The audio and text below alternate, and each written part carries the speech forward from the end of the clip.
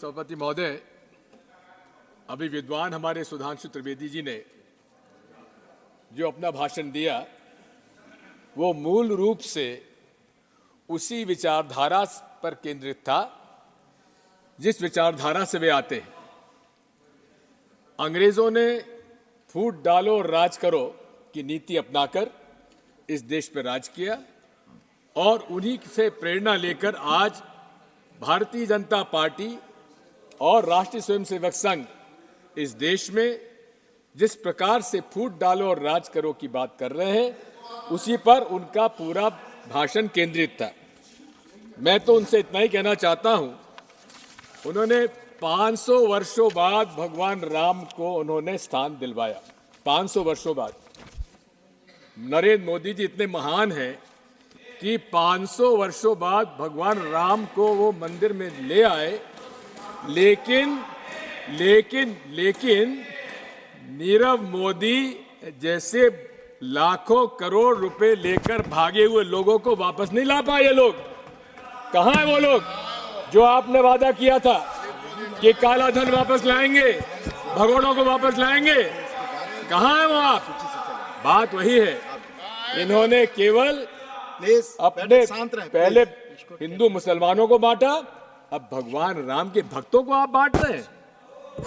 ये मैं आपसे कह देता हूं, मैं आपसे कह देता हूं, सीट पर बैठ कर ना बोले। सभापति महोदय, अब मंदिर वहीं बनाएंगे, मंदिर जहां बाबरी मस्जिद तोड़ी वहां नहीं बनाया, वो जहां कांग्रेस पार्टी ने भूमि अधिकृत की थी और जहां शिलान्यास कराया था वहां मंदिर का निर्माण कराया है। इनका वही मंदिर वहीं बनाएंगे का कारण यह था कि जब तक मस्जिद नहीं टूटेगी तब तक इनका उद्देश्य पूरा नहीं होगा। यही भारत जोड़ो यात्रा हमें हम लोगों ने नफरत छोड़ो भारत जोड़ो का संदेश लेकर राहुल गांधी आज यात्रा कर रहे हैं। माननीय सभापति महोदय, हमेशा नरेंद्र मोदी जी कहते हैं सबका साथ, सबका विकास, बाद में जोड़ा सबका विश्वास और अब कह रहे हैं सबका प्रयास। मैं तो आपसे अनुरोध करना चाहता हूं, हर पहलू पर मोदी जी विफल हुए हैं। हां, इन्होंने बहुत सारी सफलताओं का उल्लेख किया है, लेकिन वो सारी योजनाएं जिन पर ये सफलता का श्रेय ले रहे हैं, ये सारी योजनाएं कांग्रेस पार्टी के द्वारा प्रारंभ की जा रही योजनाएं थी जिनको अलग अलग नाम दे दिया गया। जनधन की बात की, जनधन का नाम बदला गया, लेकिन छोटे छोटे खातेदारों का खाता खुलवाने की शुरुआत कांग्रेस पार्टी ने की थी। मैं आपसे कहना चाहता हूं कि ये बात सबका साथ, सबका विकास की बात करते हैं, लेकिन सर ये कुछ का साथ, कुछ का विकास और कुछ का विश्वास, इससे ज्यादा नहीं बढ़ पाए, क्योंकि ये बड़े नतीजों की बात करते हैं, 200 पार, 300 पार, लेकिन प्रतिशत वोट 40% से कम आते हैं। इसलिए कहां से कह दिया सबका साथ, सबका विश्वास?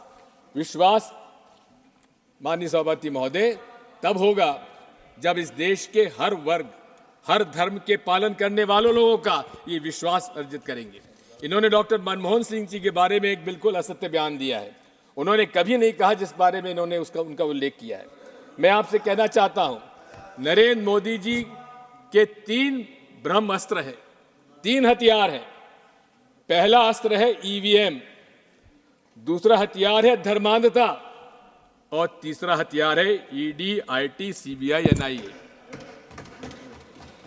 भारत विश्व का सबसे बड़ा लोकतंत्र है, मदर ऑफ डेमोक्रेसी कहा जाता है, लेकिन सफल लोकतंत्र के लिए निष्पक्ष माननीय चुनाव आयोग आवश्यक है। आज मैं आपसे कहना चाहता हूं कि लोगों के मन में एक ईवीएम के बारे में विश्वास कम होता जा रहा है। प्रदर्शन हो रहे हैं, 28 पॉलिटिकल पार्टीज ने कुछ प्रश्न चुनाव आयोग के सामने रखे। नरसिम्हा जी हमारे बैठे हुए, इन्होंने खुद ने किताब लिख डाली थी। मैं आपसे कहना चाहता हूं कि क्या चुनाव आयोग का आज व्यवहार निष्पक्षता से है क्या? 28 राजनीतिक दलों ने उनसे मिलने का समय मांगा। 6 महीने में माननीय चुनाव आयोग को 28 पॉलिटिकल पार्टी से मिलने का समय तक नहीं मिला। हम ऐसे चुनाव आयोग पर कैसे भरोसा करेंगे?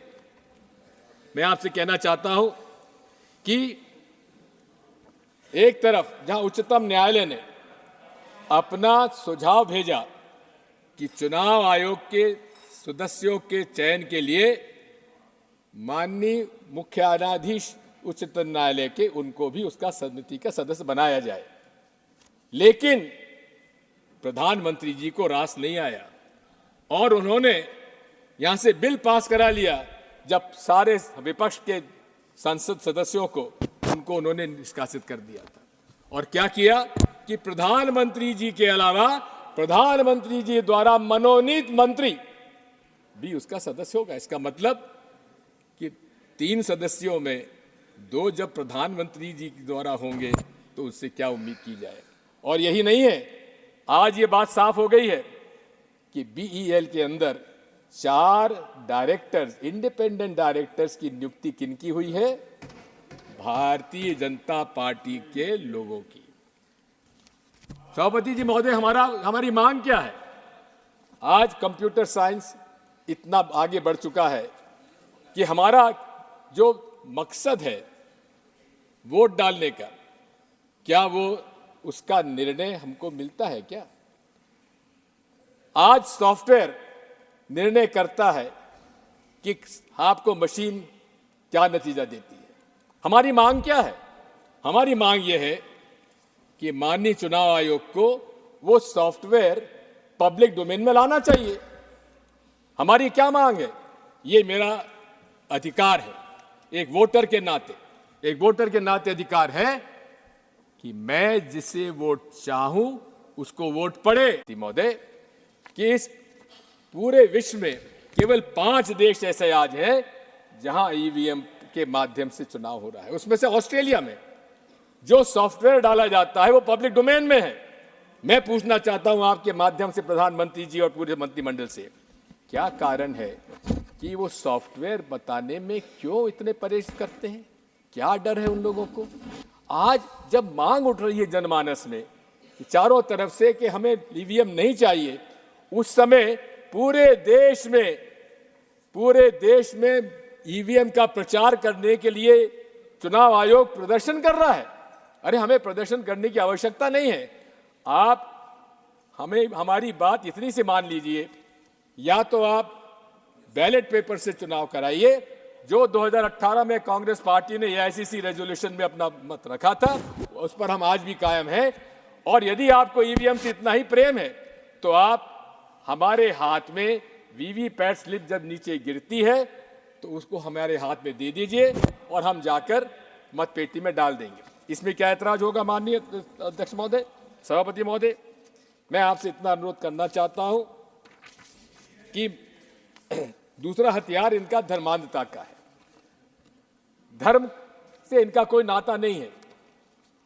हिंदुत्व एक आइडेंटिटी थी, सावरकर जी ने जिसको नाम दिया था, और उन्होंने खुद ने कहा था इसका कोई धर्म का लेना देना नहीं है। लेकिन बिना धर्म का उपयोग करे राजनीति में भारतीय जनता पार्टी जनता के बीच में चुनाव में नहीं जा सकती। और यहां तक कर्नाटक के चुनाव में नरेंद्र मोदी जी खुद उन्होंने वहां पे आम सभा में कहा, बजरंगबली का नाम लो और कमल के फूल पर बटन दबाओ।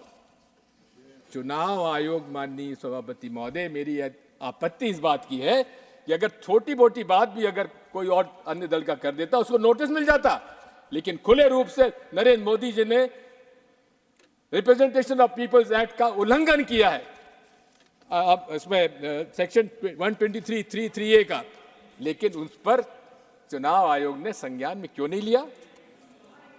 आज भी पूरे देश में धर्म के नाम पर ये व्यवसाय कर रहे हैं। वो राम मंदिर का निर्माण जो कि नरसिम्हा राव जी ने रामालय ट्रस्ट को सौंपा था, चारों शंकराचार्य और स्वामी रामानंदाचार्य के रामनिषाचार्य जी, 5 लोगों का रामालय ट्रस्ट बनाया, उसके हाथ में क्यों नहीं दिया? किसको दिया? विश्व हिंदू परिषद के हाथ में। और विश्व हिंदू परिषद के हाथ में देकर निर्मोही अखाड़ा जो पूरे तरीके से 10 मिनट नहीं 5 मिनट अतिरिक्त हो गए जो हमारे पास सूचना थी वो 10 मिनट के लिए। सर देखिए आपने देखिए मेरे इस बारे में सर मेरी आप 5 मिनट का समय और दीजिए, 2 बातें मुझे और करना है। आपको 5 मिनट दिया गया था, ऑलरेडी 10 मिनट हो गए हैं। 5 मिनट समय तय था आपके लिए। देखिए बात यह है, बात यह है हमारे अब कोई समय ही नहीं है। हमारे लीडर ऑफ ऑपोजिशन का समय हमारे इसमें नहीं रखा जाना चाहिए, क्योंकि वो उनका अधिकार है। अभी जो नियम तय है उसी के अनुसार चलेंगे। प्लीज आप कंक्लूड करें। मैं आपसे कहना चाह रहा था कि पीपल्स रिप्रेजेंटेशन एक्ट का वायलेशन हो रहा है, उस पर कोई संज्ञान में नहीं लिया जा रहा है। मैं आपसे इतना कहना चाहता हूं कि आज तीसरा हथियार इनका है ईडी, आईटी, सीबीआई, एनआईए का।